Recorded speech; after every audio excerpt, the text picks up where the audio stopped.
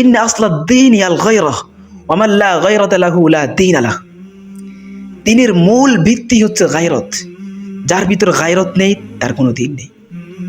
আমাদের সমাজে মানুষ মনে করে পুরুষকে যে সন্তান জন্ম দিতে পারে, সন্তানের বাবা হতে পারলেই সেই পুরুষ। আসলে কি তাই? না।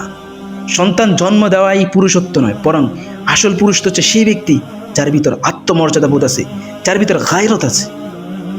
একবার রাসূল সাল্লাল্লাহু আলাইহি সাল্লামের জামাতা হযরতে আলী রাদিয়াল্লাহু আনহু, ইসলামের অন্যতম খলিফা, তার কাছে এক ব্যক্তি এসে প্রশ্ন করলো, আপনার স্ত্রী কেমন আছে? আলী রাদিয়াল্লাহু আনহু বলেছিলেন, যদি তোমাকে হত্যা করা আমার জন্য জায়েজ হতো তাহলে আমি তোমাকে হত্যা করে ফেলতাম। 286 হিজরি সালের কথা, আজ থেকে প্রায় 1200 বছর আগের কথা। তেহরানে অবস্থিত বর্তমান রায় শহর তখন খোরাসানের অন্তর্ভুক্ত। তখন এই শহরের প্রধান বিচারক ছিলেন মুসা বিন ইসহাক। 286 হিজরিতে মুসা বিন ইসহাকের আদালতে একটি নারীর মামলা ঢোকে। সে নারীর স্বয়ং নিজের স্বামীর বিরুদ্ধে। যাই হোক, মামলার রায়ের দিন, অর্থাৎ যেদিন মামলার হাজিরা, যেদিন বিচার কার্য শুরু হয়, সেদিন নারীর উকিলকে ডাকা হয় এবং প্রশ্ন করা হয় কি সমস্যা। তো সমস্যাটা ছিল তাদের হয়তোবা ঝগড়া নিয়ে তাদের ডিভোর্স হয়ে যাবে বা তালাক হয়ে যাবে ইত্যাদি। তো নারীর যে উকিল ছিল, সে উকিল দেনমোহর বাবদ 500 স্বর্ণমুদ্রা দাবি করে, কিন্তু স্বামীও আদালতে উপস্থিত থাকা অবস্থায় এটা অস্বীকার করে যে তিনি 500 স্বর্ণমুদ্রা দিতে পারবেন না। তখন বিচারক মুসা বিন ইসহাক তিনি নারীর উকিলকে প্রশ্ন করলেন যে, আপনার সাক্ষীরা কি উপস্থিত আছে?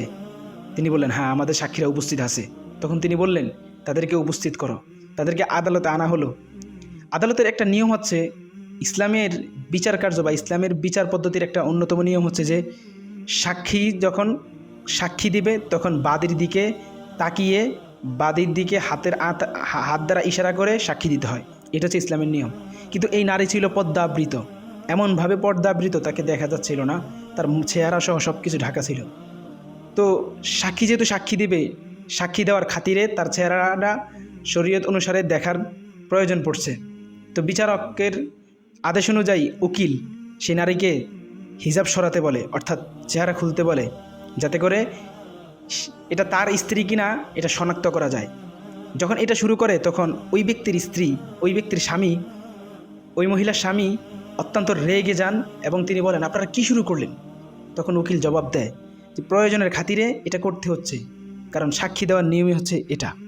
তখন সেই ব্যক্তি বর্জ্যকণ্ঠে ঘোষণা দিয়ে বলে, আমি বিচারক মহোদয়কে সাক্ষী রেখে বলছি, আমার স্ত্রী দেনমোহর বাবদ যত টাকা চাইবে, যত পয়সা চাইবে, আমি সব পরিশোধ করব। সুবহানাল্লাহ।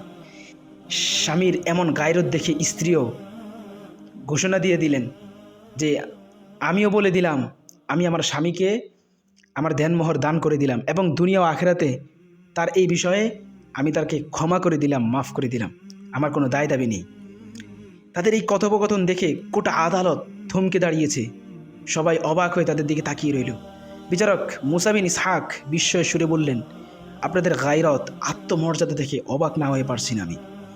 তিনি কোনো একজনকে বলছেন, এই ঘটনাগুলো লিখে রাখো, যাতে করে পরবর্তী প্রজন্মরা জানতে পারে যে মুসলিমদের আত্মমর্যাদা, গায়রত কেমন ছিল, মুসলিমদের আত্মমর্যাদা বোধ, গায়রত কতটা ভালো ছিল, কতটা উঁচু স্থানে ছিল। যে তালাক হয়ে যাচ্ছে সেখানে সাক্ষী দিবে এমন ব্যক্তি শুধু স্ত্রীর চেহারা দেখবে, এটাও একজন মুসলিম সহ্য করতে পারছে না। কিন্তু ভাই, আজ আমাদের তথাকথিত কিছু দিনই ভাই বোনেরা, কথিত দিন পালনের নামে কিছু বোনেরা স্টাইলিশ হিজাব পরে, পাঞ্জাবি পরে, হ্যাঁ, রোমান্টিক আলোচনা করে, আলাপ করে মানুষের সামনে, পাবলিক প্লেসে। এটা কি ভাই দিন? একজন পুরুষ এতটা গায়রতহীন কিভাবে হয়? কিভাবে একজন পুরুষ এতটা গায়রতহীন হয় যে সে তার স্ত্রীর ছবি সোশ্যাল মিডিয়াতে ছাড়ে, ফেসবুকে ছাড়ে, নানান জায়গায় ছাড়তেছে, তার স্ত্রীকে দেখে অন্যজনের সৌন্দর্য উপভোগ করছে। মানুষের, আমাদের বর্তমান জামানার, বর্তমান সময়ের এই দিন পালনের এই অবস্থা দেখে আল্লামা ইবনুল কাইয়িম রাহিমাহুল্লাহর একটি উক্তি আমার মনে পড়ে যায়, ইন্না আসলাদ-দীন আল গায়রা ওয়া মান লা গায়রাতা লাহু লা দীন লাহ। দ্বীনের মূল ভিত্তি হচ্ছে গায়রত। যার ভিতর গায়রত নেই তার কোনো দিন নেই। আমাদের সমাজে মানুষ মনে করে পুরুষকে যে সন্তান জন্ম দিতে পারে, সন্তানের বাবা হতে পারলেই সেই পুরুষ। আসলে কি তাই? না। সন্তান জন্ম দেওয়াই পুরুষত্ব নয়, বরং আসল পুরুষ তো হচ্ছে সেই ব্যক্তি যার ভিতর আত্মমর্যাদা বোধ আছে, যার ভিতর গায়রত আছে। গায়রত শব্দটি একটি আরবি, যার অর্থ হচ্ছে আত্মমর্যাদা বোধ। এ গায়রত নবীজি সাল্লাল্লাহু আলাইহি সাল্লাম এবং সাহাবীদের ভিতর প্রচুর পরিমাণে দেখা যায়। একবার বিখ্যাত একটি ঘটনা, হযরত সাদ ইবনে উবাদা রাদিয়াল্লাহু আনহু কোনো এক কথার প্রসঙ্গে বলেছিলেন, হয়তোবা রাসূল সাল্লাল্লাহু আলাইহি সাল্লাম জিনার শাস্তির সাক্ষীর ব্যাপারে বলছিলেন, অথবা তিনি মুগীরা রাদিয়াল্লাহু আনহুর সাথে কথা বলার প্রসঙ্গে বলেছিলেন, লাউ রাআইতু রাজুলাম মা'আম রাআতি, আমি আমার স্ত্রীকে কোনো পুরুষের সাথে, পর পুরুষের সাথে আপত্তিকর অবস্থায় দেখব, লা যারাবতুহু বিস-সাইফি গায়রা মুসফিহিন আন, তাহলে আমি ওই পুরুষকে তরবারির ধারালো অংশ দিয়ে হত্যা করে ফেলব। এই ঘটনাটা যখন, এই কথাগুলো যখন রাসূলুল্লাহ সাল্লাল্লাহু আলাইহি সাল্লামের কানে পৌঁছলো, তখন আল্লাহর রাসূল সাল্লাল্লাহু আলাইহি সাল্লাম সাহাবীদেরকে বললেন, তোমরা কি তার গায়রত, আত্মমর্যাদা দেখে অবাক হলে? তার চাইতে বেশি আত্মমর্যাদা বোধ, তার চাইতে বেশি আত্মমর্যাদা গায়রত আমি রাখি, এবং আমার চাইতে বেশি আল্লাহ সুবহানাহু ওয়া তাআলা গায়রত রাখেন। সুবহানাল্লাহ। সাহাবীরা এমনই ছিলেন। একবার রাসূল সাল্লাল্লাহু আলাইহি সাল্লামের জামাতা হযরতে আলী রাদিয়াল্লাহু আনহু, ইসলামের অন্যতম খলিফা, তার কাছে এক ব্যক্তি এসে প্রশ্ন করলো, আপনার স্ত্রী কেমন আছে? আলী রাদিয়াল্লাহু আনহু বলেছিলেন, যদি তোমাকে হত্যা করা আমার জন্য জায়েজ হতো তাহলে আমি তোমাকে হত্যা করে ফেলতাম। একবার এক মুশরিক তার উটকে জবাই করে দিয়েছিল। অন্য এক ব্যক্তি বলল, আপনি তো চাইলে এই উটটাকে বাজারে বিক্রি করতে পারতেন, জবাই কেন করলেন? ওই ব্যক্তি বললেন, মুশরিক বললেন, দেখো, এই উটটির উপর আমার বাড়ির মহিলারা বসেছে, আমি চাইলে এটা বাজারে বিক্রি করে দিতে পারি, কিন্তু এই উটের উপর অন্য কোনো পুরুষ আবার বসবে, এটা আমার সহ্য হবে না, তাই আমি এই উটই রাখবো না। গায়রত, একজন মুসলমানের গায়রত অনেক, আত্মমর্যাদা বোধ অনেক থাকতে হবে। গায়রত আসে ঈমান থেকে, বিশুদ্ধ তাওহীদ থেকে, গায়রত আসে আমলে সালেহা থেকে, আমল থেকে, ঈমান থেকে। কিন্তু গায়রত আবার দুই প্রকার। ইন্না মিনাল গায়রাতি মা ইউহিব্বুল্লাহ আযজা ওয়া জাল্লা ওয়া মিনহা মা ইয়াবগাদুল্লাহ আযজা ওয়া জাল্লা। কিছু গায়রত আছে যা আল্লাহ সুবহানাহু ওয়া তাআলা পছন্দ করেন, আবার কিছু গায়রত আছে যা আল্লাহ সুবহানাহু ওয়া তাআলা অপছন্দ করেন। যেমন ধরুন, আপনার সামনে কেউ ইসলাম নিয়ে কটূক্তি করলো, আল্লাহ রসুলকে গালি দিল, অথবা আল্লাহকে গালি দিল, অথবা আল্লাহকে নিয়ে খারাপ কটু কথা বললো, তখন আপনার শরীরটা রাগে থমথম করবে, আপনি পারবেন না তাকে হত্যা করে ফেলতেছেন, এরকম একটা অবস্থা। এটাকে বলে ভালো গায়রত, যেটা আল্লাহ সুবহানাহু ওয়া তাআলা পছন্দ করে। আরেক ধরনের গায়রত হচ্ছে কি, আপনার স্বামী, কোনো নারীর স্বামী তার নতুন দ্বিতীয় কোনো স্ত্রীকে বিয়ে করতে যাচ্ছে, দ্বিতীয় কোনো বউ আনতে যাচ্ছে ঘরে, অথবা আপনার বিধবা মা দ্বিতীয় কোনো বিবাহ করে স্বামীর ঘরে যেতে চাচ্ছেন, অথবা যে কোনো হালাল সম্পর্ক যা আল্লাহ সুবহানাহু ওয়া তাআলা বান্দার জন্য হালাল করছেন, তা আপনার ইগোর কারণে বা যে কোনো কারণে আপনি মেনে নিতে পারছেন না। যদি এমন হয় তাহলে আপনার ঈমান প্রশ্নবিদ্ধ থাকবে। আল্লাহ বান্দার জন্য যা হালাল করেছেন, এমন কোনো একটা বিধানের ব্যাপারে যদি কারো সন্দেহ থাকে অথবা অসন্তুষ্ট থাকে, তাহলে আপনার ঈমান ভাই প্রশ্নবিদ্ধ হয়ে যাবে। আমাদের সমাজে একটা কথা প্রচলিত আছে, দায়ুস। সচরাচর দেখা যায় পুরুষরা মহিলাদেরকে দায়ুস বলে গালি দেয়। আসলে দায়ুস কারা? রাসূলুল্লাহ সাল্লাল্লাহু আলাইহি সাল্লাম বলেছেন, আল্লাযী লা ইউবালি মান দাখালা আলা আহলি।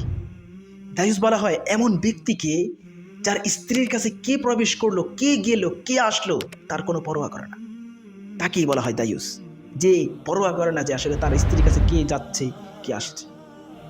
রাসূল এর চেয়েও আরো কঠিন, আরো ভয়ঙ্কর, আরো সতর্ক বাণী দিয়েছেন যে 3 ধরনের মানুষ জান্নাতে প্রবেশ করবে না, তার মধ্যে অন্যতম হচ্ছে দায়ুস। নাউজুবিল্লাহ। দায়ুস বলা হয়, প্রিয় ভাই, আমাদের বর্তমানে আমার বোন, আপনার ভাই, আপনার স্ত্রী, হ্যাঁ, আপনার ছেলে, আপনার মেয়ে ট্যুরের নামে, হ্যাঁ, অন্য পুরুষের সাথে সঙ্গ দিচ্ছে, অন্য পুরুষের সাথে ঘুরে বেড়াচ্ছে, আপনার স্ত্রী অন্য পুরুষের সাথে বন্ধুত্ব তৈরি করছে, বিভিন্ন রেস্তোরাঁয় খেতে যাচ্ছে, পার্কে আড্ডা দিচ্ছে, সময় কাটাচ্ছে, খেলাধুলা করছে, ইত্যাদি ইত্যাদি। আমাদের পুরুষদের কি হয়ে গেল? আমাদের ভিতর আত্মমর্যাদা নেই, আমাদের ভিতর গায়রত নেই। যদি আমাদের ভিতর গায়রত থাকতো, যদি আমাদের ভিতর আত্মমর্যাদা থাকতো, তাহলে আমাদের সমাজের নারীরা এমন হতো না। মনে রাখতে হবে, যারাই আজকে নিজের মেয়েদেরকে এভাবে ছেড়ে দিচ্ছে, নিজের অধীনে থাকা নারীদেরকে এইভাবে আশকারা দিচ্ছে, অবশ্যই তাদেরকে আল্লাহ সুবহানাহু ওয়া তাআলার কাঠগড়ায় দাঁড়াতে হবে। গায়রত এটা একটি মহান সম্পদ। গায়রত ইসলামের মহান সম্পদ। অবশ্যই গায়রত থাকতে হবে। গায়রত যদি না থাকে তাহলে সেটা মুমিনের আলামত নয়, সেটা ঈমানদারের আলামত নয়। আল্লাহ তাআলা আমাদের উপর গায়রত সৃষ্টি করার তৌফিক দান করুন। আমাদের ঈমানকে গায়রতওয়ালা ঈমানদার হওয়ার মতো তৌফিক দান করুন। আমরা যেন পরিপূর্ণ গায়রতবান বান্দা হতে পারি, সেই তৌফিক দান করুন। আমিন।